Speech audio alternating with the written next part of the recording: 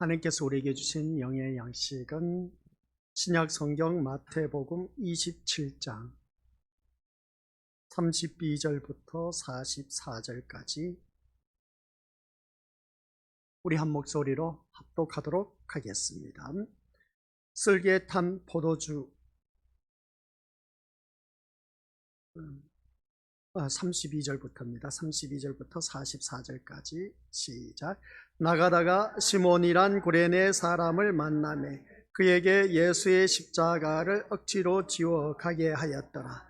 골고다 즉 해골의 곳이라는 곳에 이르러 쓸개 탄 포도주를 예수께 주어 마시게 하려 하였더니 예수께서 맛보시고 마시고자 하지 아니하시더라. 그들이 예수를 십자가에 못 박은 후에 그 옷을 제비 뽑아 나누고 거기 앉아 지키더라. 그 머리 위에 이는 유대인의 왕 예수라 쓴 제패를 붙였더라.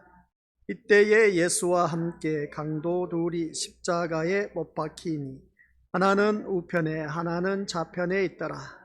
지나가는 자들은 자기 머리를 흔들며 예수를 모욕하여 이르되 성전을 헐고 사흘에 짓는 자여, 내가 만일 하나님의 아들이거든 자기를 구원하고 십자가에서 내려오라 하며 그와 같이 대제사장들도 서기관들과 장로들과 함께 희롱하여 이르되 그가 남은 구원하였으되 자기는 구원할 수 없도다. 그가 이스라엘의 왕이로다. 지금 십자가에서 내려올지어다. 그리하면 우리가 믿겠노라. 그가 하나님을 신뢰하니 하나님이 원하시면 이제 그를 구원하실지라. 그의 말이 나는 하나님의 아들이라 하였도다 하며 함께 십자가에 못 박힌 강도들도 이와 같이 욕하더라. 아멘. 이 말씀은 하나님께서 하신 말씀을 통해서 주신 교훈의 제목 시작.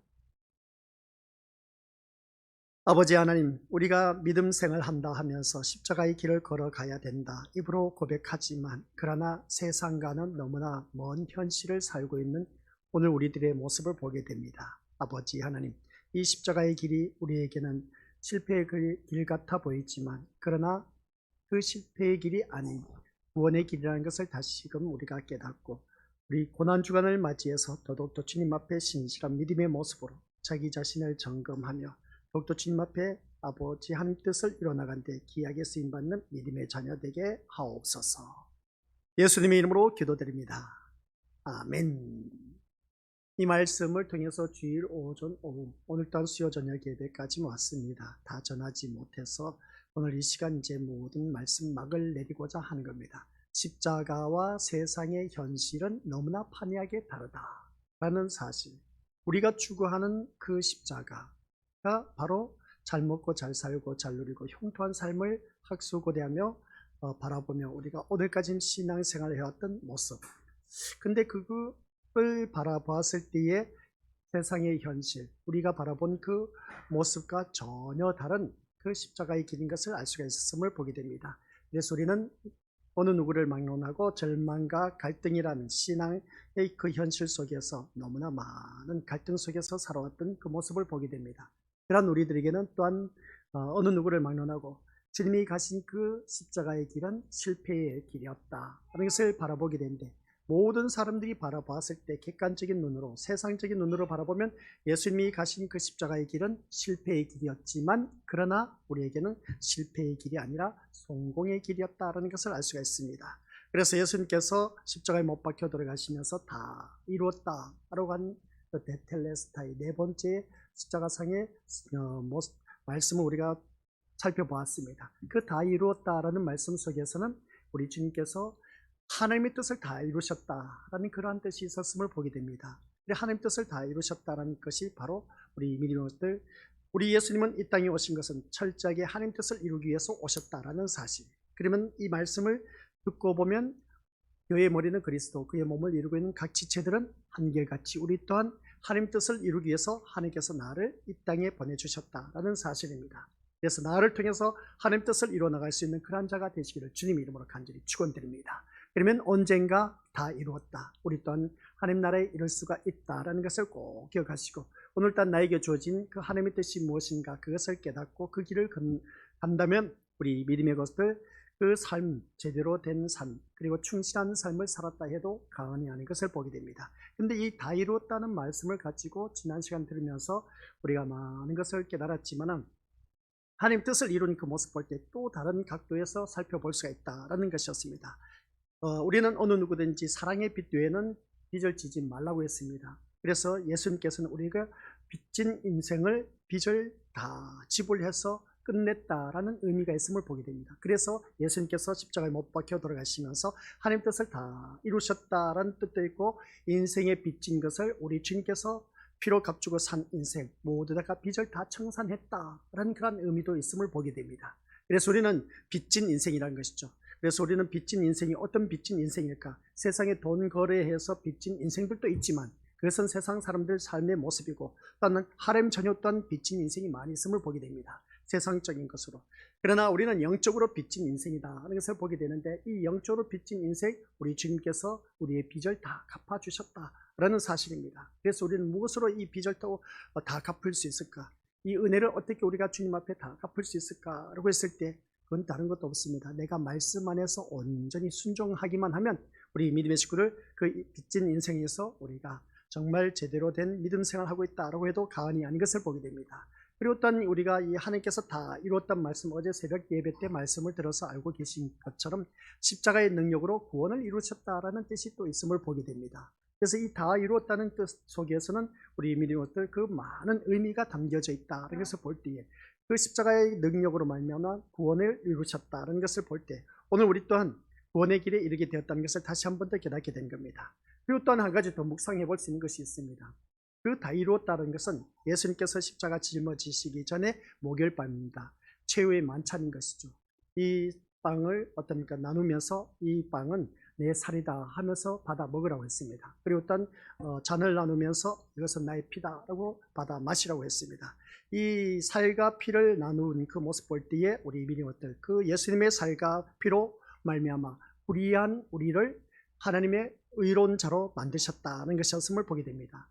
불의한 우리를 의롭게 만드신 그 모습 보게 된 것이죠. 그래서 우리들에게 불의한 나를 의롭게 만드신 그 모습, 그게 바로 우리 주님께서 십자가 위에 다 이루셨다라는 그 의미가 담겨져 있음을 보게 됩니다. 이런 내용을 보면 네 가지입니다. 하나님 뜻을 이루셨다, 또한 우리 믿음들 빚을 다 청산하셨다, 그리고 또한 십자가의 능력으로 구원을 길을 열어주셨다, 그리고 또한 예수님의 그 피로 말미암아 제 사함으로 인해서 우리는 어느 누구든지 의롭게 되었다라는 이 네 가지가 담겨져 있음을 보게 됩니다. 이 네 가지를 우리 믿음들 하나님께서 이제 독생하신 예수 그리스도를 이 땅에 보내주심으로 말미암아 십자가 사건을 통해서 다 이루셨다라고 하시는 것을 보게 됩니다. 그런 우리들, 그래서 그 십자가를 짊어지고 가시는 데 있어서 구레네 시몬이 옆에 있다가 억지로 그 십자가를 짊어지고 가셨다는 것을 보게 됩니다. 그런 모습 볼 때 오늘 또한 우리가 그 십자가를 우리가 걸어가야 된다 하지만, 우리가 한결같이 억지로도 십자가를 지고 가야 되는데 억지로도 십자가를 지기를 싫어하는 자들이 바로 오늘 우리들이라고 하는 것을 알 수가 있습니다. 이런 말씀을 보면 그렇습니다. 나에게 주어진 십자가는 제발 이거 없었으면 좋겠다는 겁니다. 그저 편안하게 그냥 살고 싶다는 것이죠. 근데 사람이 살다 보니까 편안하고 평탄하고 좋은 일만 있는 것이 아니란 겁니다. 힘들고 어려운 일들도 있다는 것을 깨닫게 되는 것이죠. 그래서 우리는 이것을 통해서 나에게 주어진 분복, 분깃이라 생각하고 나에게 주어진 십자가라 생각하고 그것을 기쁨으로 짊어지고 가야 되는데, 왜 나에게만 이러한 것이 있느냐고 원망불평한 경우가 참 많이 있음을 보게 됩니다. 그러나 우리 믿음의 식구들 기억하시기 바랍니다. 그것이라도 억지라도 지고 가다 보면 하나님께서 더욱더 귀한 은혜를 우리에게 허락해 주신다는 걸 꼭 기억하시기 바랍니다. 그래서 우리가 가는 이 십자가의 길은 힘들고 어렵지만, 그러나 우리 믿음을 걱정하지 마시길 바랍니다. 이 십자가의 길은 결코 실패의 길도 아닌 우리들에게 주어진 성공의 길이라는 것을 꼭 기억하시길 바랍니다. 그리고 나중에 마지막에 가서 우리 믿음들 십자가의 승리의 그 기쁨을 맛볼 수가 있다는 겁니다. 십자가의 승리의 그 기쁨은 어떻게 우리가 만끽할 수 있을까라는 것을 볼 때에, 우리가 그것은 겪어보지 아니한 사람은 알 수가 없다. 고난당한 것이 내게 유익이라고 하는 것을 우리가 다들 말씀드려서 알고 계십니다. 근데 고난은 싫습니다. 근데 고난이 막상 나에게 닥쳤다는 것이죠. 근데 그 고난을 겪고 나서 보니까 하나님께서 나에게 더 좋은 것을 예비해 두셨다라는 사실입니다. 오늘 이 자리에 앉아 계신 우리 것들, 실패의 길 십자가였지만 그러나 그 실패의 길 십자가가 바로 오늘 우리에게는 구원의 길을 열어주셨다라는 사실이고, 그러면 우리가 이 십자가, 나에게 주어진 십자가는 어떠한 것일까? 라고 했을 때 각자에게 주어진 고난이라 말을 해도 과언이 아닌 것을 보게 됩니다. 그러면 그 고난을 우리가 짊어지고 가는 데 있어서 이 모든 고난의 삶이 우리를 위해서 하나님께서 더 선한 계획을 두셨다, 선한 계획을 계획해 두셨다라고 오늘 새벽 예배 때 또 말씀을 들어서 알고 계십니다. 그런 것처럼 하나님께서 나에게 이 고난을 통해서 더 좋은 선한 계획을 두셨다 하니 우리는 그것을 인해서 기뻐하면서 살아갈 수밖에 없다라는 내용입니다. 그래서 우리는 앞서가신 대장 예수 그리스도께서 모든 싸움에서 승리하셨기 때문에, 심지어 죽음까지 승리하셨기 때문에 우리는 이 십자가의 승리의 기쁨을 우리가 만끽하며 살아가야 된다는 걸 꼭 명심하시길 바랍니다. 그래서 대제사장과 서기관 그리고 장로들은 뭐라고 했느냐? 예수님께서 십자가에 못 박혀 돌아가신 그 모습 볼 때 십자가에 매달려 있는 주님을 향해서 같이 한번 읽어보도록 하겠습니다. 시작. 지금 십자가에서 내려올지어다. 그리하면 우리가 믿겠노라 라는 말로 예수님을 기롱하는 이 대제사장, 서기관, 장로들이었다. 것을 알 수가 있습니다. 이러한 인물들을 바라보면 철저하게 유대주의자이고, 유대주의자들은 율법을 준수했습니다. 율법을 준수한 그러한 자들은 오실 메시아를 학수고대하면서 기다렸던 그 모습 보게 됩니다. 그런데 율법을 중요시 여겼던 그들은 그 구약시대 때 있었던 모든 메시아, 앞으로 올 메시아에 대해서 예언한 그 말씀이 그대로 이루어졌음에도 불구하고 대제사장, 서기관, 장로들 그리고 어떤 종교인들은 한결같이 어떻습니까? 예수님을 기롱했다는 것을 보게 된 것이죠. 이들의 코를 납작하게 할 수 있는 길은 예수님 어떤 방법이 있겠습니까? 우리들의 생각으로는 천사들을 동원해서 예수님을 십자가에 못 박은 자들을 심판해버리고, 안 그러겠습니까? 그리고 또한 십자가에서 내려오신 것이었음을 보게 됩니다. 그러면 아주 깔끔하게 이들의 요구대로 어떻습니까? 깔끔하게 정리를 했을 것인데, 우리들의 생각은 그렇습니다. 저도 그렇습니다. 아니, 예수님께서도 그렇게 천군 천사를 동원해서 얼마든지 이렇게 희롱을 받지 않아도 되는데 왜 이렇게 희롱을 당하면서 십자가를 짊어지셔야만 했을까? 라는 의문점을 갖기도 했습니다. 예수님의 그 말 한마디면 천군 천사를 동원해서 이 싸그리 그냥 대제사장, 서기관, 장로들, 율법학자들, 서기관들 모두 다가 쓸어서 그냥 지옥불에 다 쓸어 넣어버릴 수가 있었을 텐데 예수님께서는 그런 물리적인 힘으로 행하지 아니하셨다라는 것을 보게 됩니다. 그래서 그러면 이제 어떻습니까? 그 다음 십자가에서 너 내려오면 내가 믿겠다 했을 때 그냥 십자가에서 내려온 거 어렵지 않았습니다. 우리 예수님께서는 충분히 그런 능력도 계셨고 그렇기 때문에 얼마든지 내려오실 수가 있었던 것이죠. 이것이 바로 우리가 기대하는 힘의 승리였습니다. 그러나 대제사장, 서기관, 장로들은 메시아를 통해서 그 같은 승리를 누리고 싶었던 것을 다시 한 번 더 깨닫게 된 것이죠. 하지만 같이 읽어보죠. 시작. 십자가의 승리는 힘으로 세상을 이긴 것이 아니라는 것입니다. 아시겠습니까? 십자가의 승리는 우리가 세상 물리적인 힘으로 이기는 것이 아닙니다. 세상 사람들이 원하는 대로 그 요구대로 들어줘서 우리가 승리하는 것이 아니다라는 겁니다. 이걸 잘 아셔야 됩니다. 그래서 우리는 세상에서 말씀대로 살다 보면 지는 것 같고 바보 취급 당한 것 같지만 그러나 결국은 내가 말씀 안에서 산 사람은 승리할 수밖에 없다라는 걸 꼭 명심하시길 바랍니다. 근데 우리는 때로는 세상과 타협하는 경우가 참 많이 있음을 보게 됩니다. 말씀을 뒷전으로 하고 우리 이민의 원석들 바라보니까 세상과 타협하면서 사는 그런 경우가 많이 있는데 그런 자가 되지 마시길 바랍니다. 십자가의 승리는 세상이 요구하는 대로 하다 보면 우리는 거기서 어떻습니까? 희석되어서 그들의 그 심부름꾼이나 다를 바 없다는 그런 말씀의 내용입니다. 세상을 이기는 것은 그게 아니란 것이죠. 그럼 무엇이냐라고 했을 때 십자가의 승리는 바로 이겁니다. 시작. 부활하심으로써 하늘의 참된 영광을 얻으시는 것이었다라는 말씀 내용입니다. 이것이 바로 십자가의 승리라면 십자가를 믿는 우리가 세상의 힘을 추구하고 힘으로 세상을 이기고자 하는 것은 있을 수 없음을 알아야 된다라는 말씀 내용입니다. 부활하심으로 말미암아 참된 영광을 우리가 얻게 된다는 말씀 내용이죠. 무슨 말씀이냐라고 했을 때, 야, 너 교회에 다니면서 왜 그렇게 어렵게 사느냐? 왜 교회를 다니면서 그렇게 좋지 못한 일들이 있느냐? 왜 교회를 다니면서 우한 질고가 너 집에는 끊이지 않느냐? 그런 말을 들었을 때에 보란 듯이 우리가 그 말씀을 듣고 보니까 사실 그렇습니다. 교회를 다니면 이러한 일이 없어야 되는데 왜 이러한 좋지 못한 일들이 있을까라고 했을 때, 이럴 때 하나님 들으셨지 않습니까? 이 모든 걸 딱 깔끔하게 다 정리 좀 해주십시오 라고 하면서 우리 가족 식구 다 잘되게 해주시면 얼마나 좋겠습니까? 우리가 바라는 그 한결같은 소원이지 않습니까? 그죠? 그러면 이러한 자들 코를 납작하게 할 수가 있음을 보게 됩니다.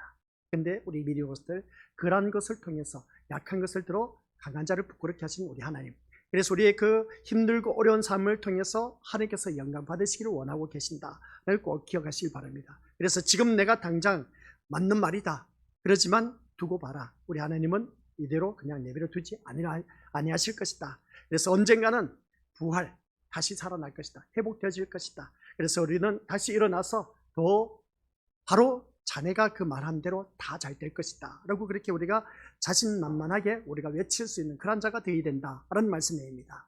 근데 우리는 거기에 대해서 어느 누구든지 거부 반응을 일으키는 그 모습 보게 됩니다. 그들이 말하는 것을 보니까 틀린 말은 아닌 겁니다. 근데 진짜 내가 신앙생활을 한다고 하는 것이 이게 제대로 하고 있는 것일까? 라는 그런 의구심을 자아내는 경우도 있음을 보게 됩니다. 이럴 때 우리는 누구를 바라봐야 되냐면 십자가에 못 박혀 돌아가신 예수님을 바라볼 수가 있어야 된다. 십자가 아래에 있는 사람들은 예수님이 어떻게 되나 그 결과를 바라보았지만 십자가에 매달려 있는 예수님의 그 모습을 바라보았을 때에 예수님의 그 고난, 고통당하신 그 모습을 바라보았을 때에 바로 지금 내가 그런 소리를 듣는 것이 바로 십자가에 못 박혀 들어가신 예수님의 그 고난에 동참하고 있다는 사실입니다. 십자가 위에 있는 그 예수님의 그 고난에 지금 내가 동참한다라는 그런 생각을 갖는다면 우리가 그 어떤 소리도 들어도 괜찮다는 것이죠. 그러나 머지않아 이 십자가로 말미암아 우리는 승리의 기쁨을 맞이할 수가 있다라는 말씀 내입니다. 그래서 오늘 이 자리에 앉아 계신 우리 것들 모두가 십자가의 승리라면 십자가를 믿는 우리가 세상의 힘을 추구하고 힘으로 말미암아 세상을 이기고자 하는 것은 우리에게는 이러한 것들이 없어야 된다. 세상의 힘으로 우리가 이겨서는 안 된다. 맞짱 떠서는 안 된다는 것이죠. 따라서 오늘날 많은 교회가 그렇습니다. 외적인 성장을 통해서 힘을 얻고자 하고 또한 힘있는 교회가 되고자 하는 것은 교회 스스로 예수님이 가신 십자가의 현실을 외면하는 것이고 또한 십자가 아래서 예수님을 희롱하는 것에 불과할 뿐이다 라는 말씀입니다. 그래서 외적인 이미지로 뭐든지 물리적인 것으로 통해서 보이는 가시적으로 해내서 보란듯이 자랑하고 있는 그런 모든 것들은 바로 다시 한 번 더 우리가 묵상해 볼 것은 이 고난주간 예수님 그 십자가 밑에 있는 많은 무리들이 예수님을 향해서 희롱하고 조롱하는 것과 똑같다라는 말씀 내용입니다. 그래서 우리는 뭐라고 하느냐라고 했을 때 우리의 승리는 예수 그리스도와 함께 하늘의 영광에 참여하는 것이다 라는 걸 꼭 기억하시길 바랍니다. 오늘 이 자리에 앉아 계신 우리 믿음의 식구들 모두가 우리의 승리는 뭐라고요? 예수 그리스도와 함께 하늘의 영광에 참여하는 것이다 라는 걸 꼭 명심하시길 바랍니다. 이것이 얼마나 복된 것인지는 마지막 때에 확실하게 드러날 것이다 라는 말씀 내용입니다. 그때까지 우리는 무엇을 해야 되느냐라고 했을 때 같이 읽어보죠. 시작. 하나님을 향한 신뢰 속에서 하늘의 영광을 소망하는 자로 살아가는 것 아시겠습니까? 바로 이러한 삶이 되어야 됩니다. 하나님을 향한 신뢰, 우리가 하나님을 향한 신뢰가 떨어져서는 안 됩니다. 우리가 옆에 있는 사람이 믿어야 하지 않습니까? 저 사람 정말 믿어온 사람이야, 신뢰할 만한 사람이야, 그런 소리를 들어야 돼요. 교회 다니는 사람은 누구든지. 근데 저 사람 교회 다니면서 믿어올 사람이 못돼, 그런 소리 들으면 뭔가 잘못된 신앙생활을 하고 있다는 것을 알 수가 있습니다. 그래서 오늘 이 자리에 앉아 계신 우리 믿음의 식구들께서는 우리가 살아가면서 하늘을 향한 그 신뢰 속에서 하늘의 영광을 소망해야 된다. 그러니까 하늘의 소망을 두고 살아가야 된다. 이 세상의 소망을 두고 사는 것이 아니라 하늘의 소망을 두고 살아가는 우리가 되어야 된다라는 말씀입니다. 이 길이 비록 미련한 것처럼 보인다고 해도 하나님의 약속의 말씀을 믿으며 가는 것이 바로 신앙이다라는 말씀입니다. 그래서 예수님은 우리를 이러한 길로 이끌어 가신다는 것을 꼭 명심하시고, 그래서 예수님이 함께 하시고 예수님이 붙드시고 이끄시는 길이기에 우리는 절대로 실패가 없다는 걸 꼭 명심하시길 바랍니다. 때로는 세상적으로 바라봤을 때, 세상적인 관점으로 바라봤을 때, 세상 사람들이 우리를 바라봤을 때는 우리가 실패한 그런 모습으로 보일지 모르지만, 그러나 우리는 어느 누구든지 이 말씀을 통해서 예수님이 함께 하시고 나를 붙드시고 이끄신다면 그 인생은 실패한 자가 아니다라는 것을 꼭 명심하시길 바랍니다. 오늘 이 자리에 나온 우리 믿음의 식구들 바라보면 절대로 실패한 인생이 아니다. 그래서 교회 다니는 아이들 바라보면 고3들이 바라보면 특히 그러지 않습니까? 고3 수험생들은 공부를 해야 되는데 수요 그리고 금요 기도회 그리고 또 모든 예배 참여한다는 것은 있을 수가 없는 일입니다. 심지어 우리 그 교회에 다니는 목회자 자녀들마저도 수요 예배 야 나오지 말고 너 학원으로 가, 도시 같은 경우 그럽니다. 그리고 또 금요 기도에 있을 수가 없는 것이고, 주일날 예배 괜찮아, 빠져도 돼 하면서 어떻습니까? 학원으로 내보내는 그런 목회자들이 얼마나 많은지 모릅니다. 그게 과연 잘된 목회자일까 아니면 잘못된 것일까? 나름대로 그 목회의 관념이 있지만은 저 같은 것은 용납할 수가 없다라는 것입니다. 근데 그런 모습을 바라보면 참 안타까운 일이지만 오늘 이 자리에 앉아 계신 우리 것들 세상적으로 이 출세하기 위해서 그냥 학원으로 보내고 그렇게 그 모습을 바라봤으면 어떻습니까? 참 안타까운 현실이지만 어찌겠습니까? 우리 하나님의 자녀라면 하나님 말씀 안에서 살 수 있도록 모든 것을 우리가 인도해 나갈 수 있는 그런 부모가 되지 않을까 하는 것을 바라보게 됩니다. 그래서 우리는 항상 하나님 함께 하시고 계신다는 것, 그리고 또 예수님을 붙들고 그리고 예수님께서 이끄는 그 길로 가는 그런 인생은 어느 누구든지 실패할 일이 없다라는 사실입니다. 우리는 실패하지만 예수님은 실패하지 않으시기 때문에 그렇습니다. 아셨죠? 예수님은 실패한 인생 아닙니다. 그래서 이런 믿음 안에서 두려워하지 마시고 예수님이 이끄시는 길로 갈 수 있기를 주님의 이름으로 간절히 축원드립니다. 꼭 우리 주님이 이끄시는 그 길 가시길 바랍니다. 주님이 함께 하시면 우리는 실패한 인생이 아니고 함께한 인생이면 그 인생은 성공한 인생이다 라는 걸 꼭 기억하시고, 그래서 자녀들에게 늘 각인시키기를, 너는 누구의 자녀? 하나님의 자녀. 그렇지. 하나님은 그러면 누구와 함께 하신다? 너와 함께 하고 계셔. 걱정하지 마. 알았지? 그러면서 어떻습니까? 그 자녀를 주님과 동행하는 삶으로 이끄는 우리 귀한 믿음의 식구들 되시기를 주님의 이름으로 간절히 부탁을 드립니다. 이게 바로 우리 믿음들 십자가와 세상의 현실, 너무나 판이하지만 그러나 우리는 십자가의 길을 걸어가야 된다. 오늘 이 자리에 앉아 계신 우리 것들이 바로 그러한 삶으로 살아가고 있습니다. 이 십자가의 길을 걸어가고 있다는 사실입니다. 이 십자가의 길이 이 시간 저녁 시간입니다. 비가 어제부터 시작해서 오늘까지 계속 왔습니다. 그러다 보니까 모든 분위기가 축 처져 있습니다. 이런 날은 빨리 집에 가서 그냥 TV를 보면서 식사할 수가 있는데도 불구하고 그 모든 것을 다 내려놓고 이 자리에 나오셨습니다. 바로 그게 우리에게 주어진 십자가의 길인 것이죠. 이 십자가의 길이 바로 오늘 우리들이 세상의 현실을 가는 너무나 동떨어진 겁니다. 이런 것도 없이 그냥 편안하게 신앙생활을 할 수 없을까 하는 그런 마음, 누구든지 다들 갖고 있는 것이죠. 그래서 우리 서로 위로해 주시길 바랍니다. 정말 잘 나오셨습니다 라고. 꼭 성공한 인생이 되시길 바랍니다. 시작. 성공할 수밖에 없습니다. 시작. 이 자리에 앉아 계신 우리 믿음의 식구들은 다 잘 될 수밖에 없습니다. 성공할 수밖에 없고 실패라는 것은 없습니다. 우리들이 눈으로 바라보면 실패지만 그러나 우리 것들 실패한 인생이 아니라는 걸 꼭 명심하시고 승리하시기를 주님의 이름으로 간절히 부탁을 드립니다. 오늘 또한 이 시간 우리 믿음의 것들 이 말씀을 통해서 다시 한 번 더 깨달으시기를 바라고, 이제 그 다음 말씀을 통해서 우리 27장 45절부터 54절까지 오늘 말씀 버림받음이라는 제목으로 우리가 다시 한 번 더 오늘 수요 저녁 예배 때 말씀 받아야 할 것이 있음을 보게 됩니다. 우리 성경 말씀 같이 읽어보도록 하겠습니다. 신약 성경 마태복음 27장 45절부터 54절까지 시작. 제6시로부터 온 땅에 어둠이 임하여 제9시까지 계속되더니 제9시쯤에 예수께서 크게 소리질러 이르시되 엘리 엘리 라마 사박다니 하시니 이는 곧 나의 하나님 어찌하여 나를 버리셨나이까 하는 뜻이라. 거기 섰던 자 중 어떤 이들이 듣고 이르되 이 사람이 엘리야를 부른다 하고, 그 중에 한 사람이 곧 달려가서 해면을 가져다가 신 포도주에 적시어 갈대에 깨어 마시게 하거늘 그 남은 사람들이 이르되 가만두라, 엘리야가 와서 그를 구원하나 보자 하더라. 예수께서 다시 크게 소리 지르시고 영원히 떠나시니라. 이에 성소 휘장이 위로부터 아래까지 찢어져 둘이 되고 땅이 진동하며 바위가 터지고 무덤들이 열리며 자던 성도의 몸이 많이 일어나되 예수의 부활 후에 그들이 무덤에서 나와서 거룩한 성에 들어가 많은 사람에게 보이니라. 백부장과 및 함께 예수를 지키던 자들이 지진과 그 일어난 일들을 보고 심히 두려워하여 이르되 이는 진실로 하나님의 아들이었도다 하더라. 아멘. 이 말씀을 통해서 우리에게 주신 교훈의 제목은 뭡니까? 네, 버림받음. 누가? 예수님. 오늘 새벽 예배 말씀 제목이 뭔지 아시죠? 우리 미니오스들. 예수님께서 십자가 사건을 눈앞에 두고 겟세마네 동산에서 기도를 했습니다. 기도를 한데 얼마나 간절히 기도했는지 떨어지는 땀방울처럼 땀방울이 핏방울이 되었다라는 내용이었습니다. 그런 그 모습을 바라봤을 때 예수님께서 그렇게 간절하게 하나님 아버지께 부르짖었는데 하나님께서는 어떻게 했느냐? 예수님의 기도를 거절했습니다. 우리 예수님은 응답받지 못했습니다. 그리고 죽으셨습니다. 우리들의 인생입니다. 우리가 간절히 기도한 것 응답받지 못하고 죽을 수도 있다는 것이었습니다. 오늘 새벽 예배 때 말씀이었던 것을 보게 된 것이죠. 그래서 우리 믿음의 식구들, 그러면 내가 부르짖는 기도가 무엇일까? 한번 생각해 보시길 바랍니다.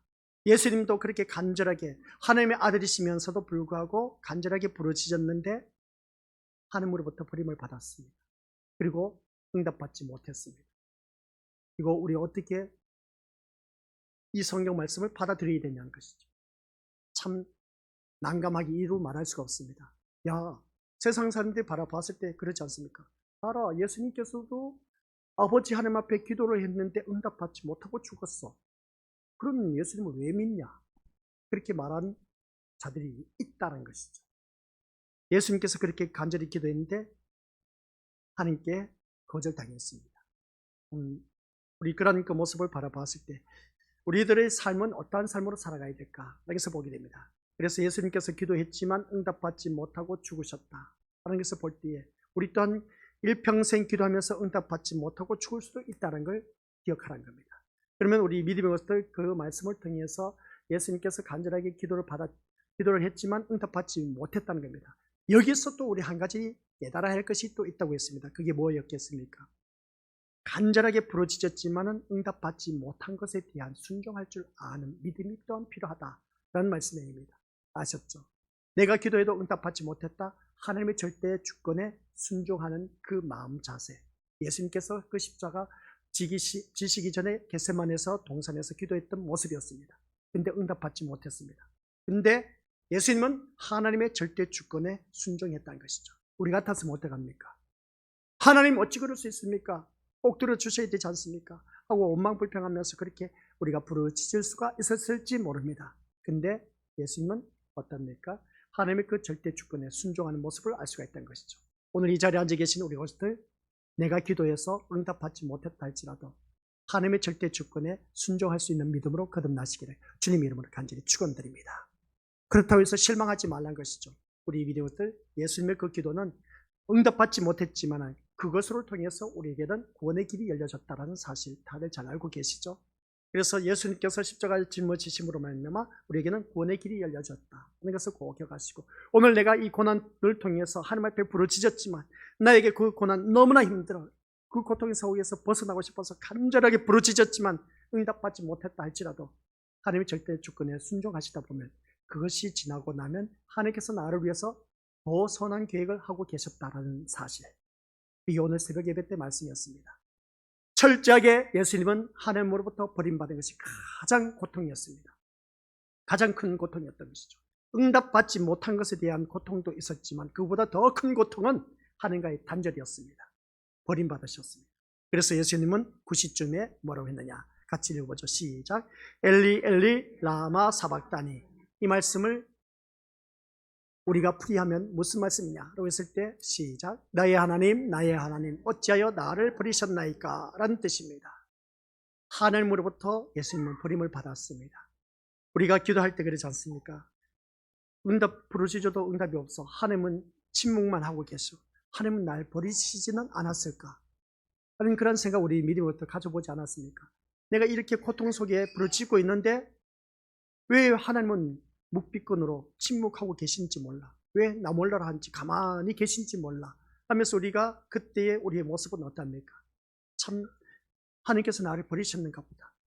옆에 있는 믿음의 식구들 바라보니까 기도해서 응답받았다 하면서 즐거워하고 기뻐하고 행복해하는데 나는 왜 이럴까 하면서 우리가, 저는 그랬습니다. 신학 공부하면서 그거 많이 느꼈습니다. 진짜 나는 하나님 앞에 버림받은 인생 아닐까? 다들 바라보니까 목사, 권사, 장로, 집사 아들이었는데 나만 믿지 아니하는 그 자녀다 보니까 이 믿음의 자녀들 바라보니까 참 부러워. 얼마나 부러운지 몰라요. 그런 모습을 바라보면서 나는 아무리 부르짖어도 하나님의 응답이 없어. 예수님의 이름으로 기도드립니다. 아멘! 하면서 확신을 갖고 그냥 부르짖었습니다. 그리고 아멘 한과 동시에 하나님께서 곧바로 응답이 주어질 줄 알았는데 전혀 응답이 없었습니다. 그것보다 더 난감한 때가 어디 있었을까 싶을 정도입니다. 그래서 어떻습니까? 그렇게 부르짖어도 응답받지 못했을 때 하나님께서 도대체 살아가 계시면 어찌 이럴 수가 있을까? 나를 왜 불러주셨을까? 그러면서 또 어떻습니까? 어떤 때는 믿음이 있어서 참 좋았는데 어떤 때 보면은 하나님께서 나를 버리셨나? 괜히 나를 불러주어서 그냥 나를 농락하고 계시나? 그런 생각 가져본 때가 한두 번이 아니었습니다. 오늘 본문 속에서 예수님께서 그렇게 부르짖었지만 이제 네 번째 엘리 라마 사박다니 하면서 이 말씀을 바라보니까 나의 하나님 나의 하나님 어찌하여 나를 버리셨나이까 하는 이 말씀을 보게 됩니다. 자신이 버림받는 이유를 몰라서 묻는 것이 아니라 하나님의 아들로서 아버지로부터 버림받는 고통을 의미하는 것으로 우리가 이해할 수가 있음을 보게 됩니다. 그래서 하나님으로부터 버림을 받는 것은 하나님과의 관계를 단절을 뜻합니다. 오늘 이 자리에 앉아 계신 우리 것들, 하나님과의 관계의 단절은 곧 영원한 저주 아래에 있다는 것을 의미하고 있습니다. 이것이 바로 뭡니까? 지옥입니다. 하나님과 단절된 삶이 그때부터 지옥의 삶이 연속이다. 때문에 하나님으로부터 버림받은 큰 고통이 아닐 수 없고 예수님은 그 고통을 외치신 것입니다. 우리는 예수님이 외치면서 죄에 대해서 어떻습니까? 하나님의 진노와 심판이 얼마나 무서운가를 우리가 깨달아야 된다는 것이죠. 그래서 하나님께서는 이 말씀을 통해서 우리의 죄를 대신 지고 죄인의 길을 가신 예수님을 버리시고 예수님이 당하신 고난에 철저히 하나님은 침묵하심으로써 죄가 가져오는 하나님과의 관계의 단절의 고통을 보여주고 있다라는 말씀입니다. 오늘 우리가 지은 죄로 말미암아 하나님과의 관계의 단절이 얼마나 고통스러운 것인가를 예수님과 하나님과의 그 관계가 단절된 것을 통해서 우리에게 보여주고 계신다라는 말씀입니다. 부르짖었지만 하나님은 침묵하셨습니다. 이처럼 예수님의 버림받으심은 죄에 대한 하나님의 심판과 죄로 인한 관계를 분명히 보여주고 있다는 사실입니다. 예수님의 버림받음은 어떻습니까? 죄 가운데 있는 우리가 어떤 처벌을 받아야 하며 또한 하나님과 어떤 관계에 있는가를 보여주고 있다는 사실입니다. 그래서 오늘 이 자리에 앉아 계신 우리 것들, 우리에게는 버림받음에 대한 아픔과 고통이 없다는 것이죠. 하나님께 내가 버림을 받은 것에 대해서 아픔과 고통이 없는 것은 우리 민족들 무뎌진 그 모습을 보게 된 것이죠. 아예 나는 버림받음에 대해서 해당하지 않는다고 생각하시는 분들이 다반사라는 겁니다.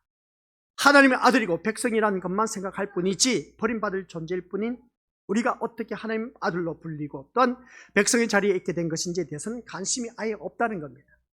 그러므로 우리가 예수님으로 인한 구원의 기쁨 또한 심적으로 알지를 못하고 있다는 것을 보게 된 것이죠. 이 말씀을 듣고 보면 그렇습니다. 오늘 50절에서 말씀 바라보니까 예수께서 다시 크게 소리 지르시고 영원히 떠나셨다 하는 것을 볼 때에 그때의 성소의 휘장이 어떻게 했습니까? 위로부터 아래까지 찢어져 두 일로 나뉘어졌다 하는 것을 보게 됩니다.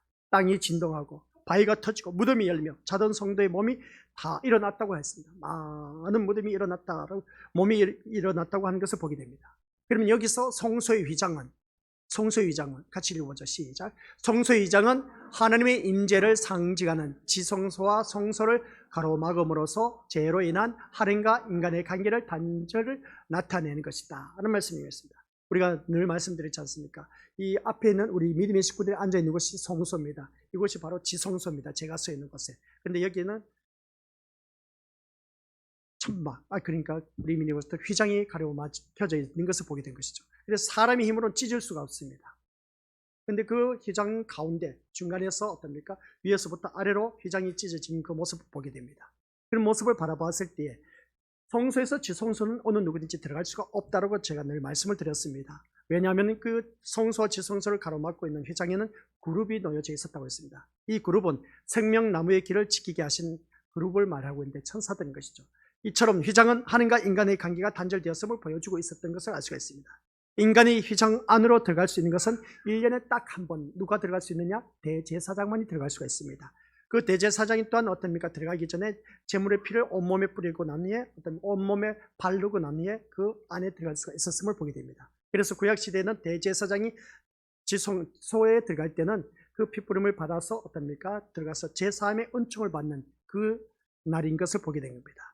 그런데 이처럼 단절을 의미하는 휘장이 둘로 찢겨진 것은 하나님께 나아가는 길이 열렸다라는 말씀입니다. 그래서 우리가 오늘 이 시간 주님 앞에 나와서 마음껏 부르짖고 우리가 하나님 앞에 간절하게 우리가 기도할 수 있는 것을 보게 된 것이죠. 그 길이 바로 오늘 우리 믿음의 것들 버림받으시고 피를 흘리심으로 말미암아 우리에게 새롭게 살 길이 되신 예수님이 였다는 것을 알 수가 있습니다. 그래서 예수님을 통해서 우리는 이 자리에 나오게 되었다는 것이죠.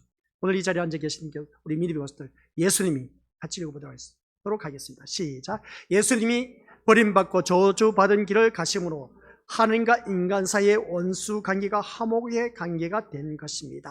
라는 것입니다. 오늘 이 자리에 앉아 계신 우리 것들 예수님이 그 십자가에 못 박혀 돌아가시니까 저주받았습니다. 그리고 또 버림받았습니다. 그 십자가의 길, 저주받은 그 길을 감으로 말미암아 하나님과 인간 사이 원수되었던 관계를 화목하게 하시고 우리를 또한 화목한 관계로 만들어 주셨다는 말씀입니다. 그래서 우리가 믿음 생활을 하면서 주위 사람들과 화목한 관계를 이루어야 되지 원수 관계를 만들어서는 안 된다는 사실입니다. 하나님의 자녀는 누구든지 화목한 관계로 우리가 살아가야 된다는 것이죠. 그로 인해서 버림받아 마땅한 우리는 그리스도께서 나를 위해서 피 흘리신 어떻습니까? 공로를 의지하면서 하나님께 우리가 담대히 나아갈 수가 있게 되었다는 겁니다. 오늘 이 자리에 앉아 계신 우리 것들 어느 누구든지 하나님 앞에 나아갈 수가 없습니다. 그러나 그 예수님의 피 흘리신 사건으로 인해서 우리는 하나님 앞에 담대히 나아갈 수 있는, 그래서 마음껏 누구든지 예배드리러 나올 수가 있다라는 말씀입니다. 그래서 그때 땅이 진동하고 무덤에서 잠자던 성도들이 일어난 것도 예수님이 피 흘려 죽으신 공로로 말미암아 죽은 자의 부활이 있음을 미리 보여주고 있었다는 것을 알 수가 있습니다. 예수님의 피 흘리심으로 말미암아 저주에 해방되었고 따라서 우리는 더 이상 사망에 갇힌 자가 아니라는 겁니다. 그래서 부활의 생명에 속한 자가 되었음을 오늘 이 자리에 앉아 계신 이것들에게 보여주고 있다라는 사실이죠. 그런데 이 말씀을 듣고 보면 그렇습니다. 우리는 부활의 새 생명을 얻었다고 하는데 새 생명 얻은 자답게 살아가는 삶의 모습이 없어. 제3의 은총을 받았는데 거기에 대한 기쁨이 없어. 그래서 예배드리는데 이 예배에 기쁨이 없고 그냥 어깨가 축 처져서 걱정의식으로 가득 찬 그 모습을 보게 됩니다. 다시 말해서 예수님께서 받으신 저주가 우리에게 무엇을 이루신가를 분명히 보여주고 있다는 사실입니다. 그런데 이것을 우리가 깨닫지 못하다 보니까 소망이 없고 힘이 없고 뭔가 기쁨이 없어 예배들로 나온 그 모습을 보면 오늘 이 자리에 앉아 계신 우리 것들이 다시 한번 이 예수님이 받으신 저주가 우리에게는 무엇을 가져다 주었느냐라고 했을 때 구원을 가져다 주었다라는 사실. 그러면 이 구원의 은총을 받은 것에 대해서만 생각해도 너무나 감사할 일이란 겁니다. 그 구원받은 것에 대해서만 감사하면서 살아가자는 것이죠. 그래서 이사야서 53장 5절 말씀을 바라보면 같이 읽어보죠. 너무나 잘 알고 있는 내용입니다. 시작. 그가 찔림은 우리의 허물 때문이에요. 그가 상함은 우리의 죄악 때문이라. 그가 징계를 받음으로 우리는 평화를 누리고 그가 채찍에 맞음으로 우리는 나음을 받았다 라는 말씀처럼 우리는 예수님이 받으신 고난으로 인해서 복을 누리게 되었다는 겁니다. 그리고 복을 받아 누리게 되었는데 그 복에 대해서 기쁨을 누리지 못하고 있어. 그 복이 뭐냐? 우리 구원의 길로 이르게 된 하나님의 놀라운 축복을 받아 누리고 있다는 겁니다. 그런데도 여전히 세상의 것을 복이라고 하면서 세상 것으로 자신을 높이고자 한다면 그것을 과연 믿음이라고 말할 수가 있을까? 우리는 그러지 말아야 된다는 겁니다. 세상 것으로 우리 믿음의 것들 자신을 높이고 내가 어느 누구보다도 뛰어나고 자기 의를 드러내고 싶다면 이거는 믿음 생활 한참 잘못하고 있다라는 사실입니다. 오늘 이 우리 믿음의 것들 기억하시길 바랍니다. 세상 것으로 인해서 내가 높아지고 내 모든 모습이 존귀와 존경함의 대상이 되는 것, 그것으로 인해서 기뻐한다면 우리 것들 누구든지 세상 사람들도 그런 것을 다 갖고 있습니다. 그러나 교회 다니는 우리들은 그것으로 인해서 기뻐할 것이 아니라 아시겠습니까? 예수 그리스도의 십자가의 은혜로 말미암아 내가 제3의 은총을 받아서 구원을 받았다는 것, 이걸 가지고 우리가 기뻐하고 이게 가장 큰 복이라고 생각할 줄 아는 자, 이것만 생각하면 세상 것 부러울 것도 없어요. 세상 것 없어도 괜찮습니다. 내 자녀에게 이 구원의 확신만 심어준다면 넌 어디를 갔든지 성공한 인생이라고 가르쳐 줄 수가 있어야 된 겁니다. 좋은 직장 못 들어가도 괜찮습니다. 우리 믿음의 것들 돈 제대로 벌지 못한다 해도 괜찮습니다. 하나님께서 나와 함께 하신다는 것, 그 예수님의 은총으로 말미암아 너는 천국 백성이 되었어. 너 지금 당장 죽어도 어디 가지? 예수님의 은혜로 나는 천국 갈 수 있어. 그래, 바로 그거야. 그것만 갖고 있으면 너는 그 어느 누구보다도 성공한 인생이야 하면서 자녀들에게 그 위로를 주고 힘을 주고 용기를 줄 수 있는 그런 말 한마디, 그것을 우리가 자녀들에게 할 수만 있다면 그 부모는 그 자녀를 정말 잘, 하나님께서 나에게 위탁받은 선물, 자녀가 하나님께서 나에게 주신 선물입니다. 그럼 그 선물을 주님 앞에 아주 기쁘게 내어놓을 수가 있다는 겁니다. 근데 우리는 자녀들 어떻습니까? 계속해서 세상 것으로 돌려서 어떻습니까? 세상에 잘되게 하기 위해서 우리 믿음의 것들 자녀를 그렇게 굴리지 마시길 바랍니다. 아시겠습니까? 어떻게 해서든지 하나님 말씀 안에서 살 수 있도록 우리가 더더욱더 바로 설 수 있도록 가르치고 또 가르쳐야 된다라는 사실입니다. 그래서 오늘 이 자리에 앉아 계신 우리 것들, 우리가 죄로 인한 하나님과의 단절과 버림받은 고통을 우리가 한번 생각해 보자는 겁니다. 뭐라고요? 우리가 죄로 인한 하나님과의 단절된 버림받은 그 고통, 우리 이것을 느껴보지 못한 사람은 모른다는 것이죠. 그래서 오늘 하나님과 단절과 버림받은 고통을 생각하기보다는 뭘 더 생각하느냐? 시작. 세상의 것이 없이 사는 것을 더 큰 고통으로 여긴다면 십자가의 세계로 들어갈 수가 없다라는 사실. 무슨 말씀인지 아시죠? 오히려 나에게 큰 고통은 내가 죄로 말미암아 하나님과 단절된 그것보다는 세상 것이 없어서 세상 것을 누리지 못해서 그것으로 인해서 받는 고통이 더 크다는 겁니다. 이러한 믿음을 갖고 있는 사람은 절대로 십자가의 세계로 들어갈 수가 없고 구원의 반열에 들어갈 수가 없다라는 사실입니다. 오늘 우리 건설들 기억하시길 바랍니다. 다시 앞으로 띄워주시길 바랍니다. 죄로 인한 하나님과의 단절과 버림받은 이 고통을 우리가 뼈저리게 느껴져야 돼요.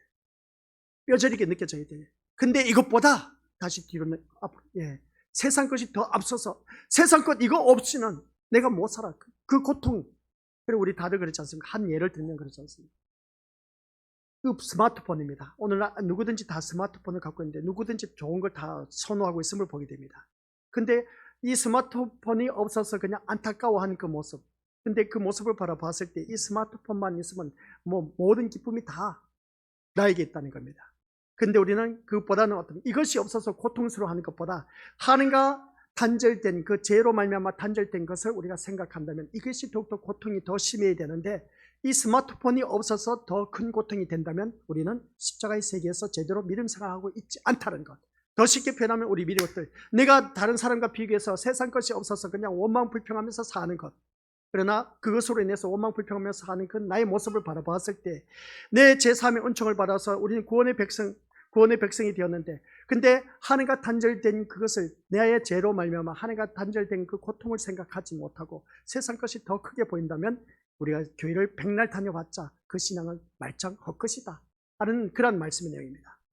그래서 우리 이 십자가의 세계 밖에서 예수님의 고통을 감상하는 것이 뿐이지 여전히 세상의 사고방식에 동조되면서 세상과 같은 길을 걸어가려고 하는 오늘 우리가 되어서는 안 된다는 겁니다. 세상 사람들이 바라보고 있는 그런 그 모습을 바라보면서 세상 사람들과 똑같이 잘 먹고 잘 살고 잘 누리고 모든 것을 호의호식하면서 그렇게 살기를 원하는 그런 것보다는 우리 미래부터 그보다 더 앞서야 할 것이 뭐냐? 라고 했을 때에 세상 것이 없어서 안타까워할 것이 아니라 내가 죄로 말미암아 정말 죽을 수밖에 없었는데 정말 그 예수 그리스도의 피로 말미암아 제3의 은총을 받아서 천국 백성이 되었다는 이 간절함, 이런 마음만 갖고 있다면 우리 미래부터 세상 것 없어도 괜찮다는 그런 말씀입니다. 근데 우리는 이게 반대가 되어서 세상 것이 없어서 더 고통스러워하고 있다는 겁니다. 죄로 말미암아 하나님과 단절된 것보다는 세상 것이 없어서 더 고통스러워하는 그런 것이 오늘 우리들이 잘못된 모습이라는 것이죠. 그래서 그 다음 말씀 시작. 죄인된 우리의 저주는 예수 그리스도 안에서 종결되었습니다. 아시겠습니까? 죄인된 우리는 예수 그리스도께서 오늘 말씀을 통해서 모든 것이 다 종결됐습니다. 우리는 그래서 예수 그리스도의 죽음으로 말미암아 이제는 그 저주의 자녀에서 마귀의 자녀에서 이제 하나님의 자녀, 의의 자녀가 되었습니다. 그래서 우리는 얼마나 큰 기쁨을 누리고 있는지 몰라요. 그래서 주님 안에서 참된 자유함을 누리면서 의인된 우리가 감사하면서 살아가야 된다는 겁니다. 그래서 예수님이 우리 대신 저주의 길을 가심으로 말미암아 우리가 저주에서 해방되고 구원의 복을 누리게 되었다라는 말씀입니다. 아시겠습니까? 이것보다 더 큰 복이 없다는 것이죠. 이걸 우리가 받아 누릴 수 있는 그런 자가 되어야 되는 겁니다. 근데 우리는 계속 교회를 다니면서 세상 것을 향해서 그 복을 추구하면서 교회를 다니고 있다는 겁니다. 그런 믿음의 자녀가 되지 마시길 바랍니다. 그 믿음의 자녀도 아닙니다. 마귀의 자녀입니다. 그 마귀의 자녀들이 요구하는 것과 똑같다는 것이죠. 그러나 우리는 그게 아니라는 것입니다. 저주에서 해방되어서 구원의 복을 받아 누리게 되었다는 것, 이것으로 인해서 감사하면서 살아가자는 겁니다. 그러므로 우리는 세상 것을 상속받을 자가 아니고 어디? 새 하늘과 새 땅을 상속받을 자다 라는 말씀입니다. 아셨습니까? 오늘 이 자리에 앉아 계신 우리 것들 모두가 세상 것을 상속받은 자가 아닌 겁니다. 그것은 육신의 부모로부터 상속받는 그런 모습을 보게 되는데 우리는 그게 아니라 새 하늘과 새 땅을 상속받을 자이기 때문에 이 땅의 것을 구할 것이 아니라 그래서 위의 것을 구하라고 하신 말씀이 바로 그겁니다. 그것은 해와 달이 쓸데없는 영원한 그 영광의 나라, 아시겠습니까? 이 영광의 나라가 바로 해와 달이 쓸데없는 곳. 우리는 낮에는 해, 밤에 달이 뜨지 않습니까? 그 쓸데없는 영원한 하나님의 영광의 나라가 우리에게 주어져 있다는 것입니다. 그래서 우리는 영원히 그곳에서 안식을 누릴 수가 있다는 말씀입니다. 이 영원히 안식을 누릴 수 있는 곳이 바로 그 하나님 나라, 새하늘과 새 땅이라는 것이죠. 이 모든 것이 누구로 인해서? 예수님의 구속으로 주어진 복이라는 겁니다. 오늘 이 자리에 앉아 계신 우리 것들, 예수 그리스도의 죽으심으로 말미암아 그 구속으로 말미암아 주어진 그 구원의 복, 오늘 우리 믿음의 식구들에게 주어졌다는 겁니다. 이 놀라운 구원의 복을 가지고 천국 가자는 겁니다. 아시겠습니까? 내 공로로 천국 갈 수가 없습니다. 예수 그리스도의 그 공로로 말미암아 우리는 천국 갈 수가 있게 되었다라는 사실인 것이죠. 그래서 하나님께 시작, 하나님께 벌을 받으시고 저주의 길을 가신 어린 양의 피 흘리심으로 인해서 우리가 하나님 앞에 회복함을 받은 것입니다 라는 것을 꼭 기억하자는 것이죠. 하나님 앞에 예수 그리스도의 피 흘리심으로 말미암아 우리는 어느 누구든지 회복되어졌습니다. 그러므로 우리는 예수님만을 높이고 감사할 뿐이란 것이죠. 예수 공로 앞에 나의 공로는 존재할 수가 없다는 것.